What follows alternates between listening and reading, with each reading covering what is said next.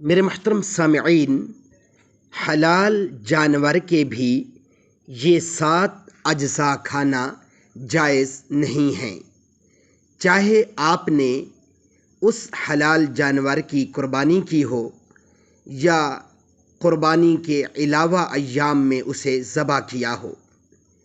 اور وہ 7 اجزاء یہ ہیں، ذرا توجہ سے سماعت فرما لیجیے۔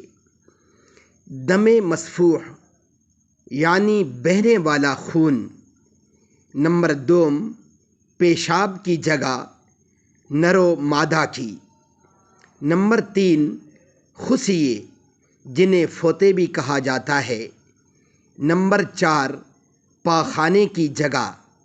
نمبر 5، غدود یعنی سخت گوشت۔ نمبر 6، مثانہ پیشاب کی تھیلی۔ نمبر 7، پتا۔ کنز اور تحتاوی میں حرام مغز کو بھی حرام لکھا، اور وہ دودھ کی طرح سفید ڈوری ہے جو پیٹھ کی ہڈی کے اندر کمر سے لے کر گردن تک ہوتی ہے، اس کو حرام مغز کہتے ہیں۔ علامہ کنز الدقائق والے نے اور علامہ تحتاوی نے اسے حرام لکھا ہے، لہٰذا اس کا کھانا بھی حرام ہے۔ اللہ رب العزت ہمیں صحیح طور پر شریعت کے مطابق زندگی بسر کرنے کی توفیق عطا فرمائے۔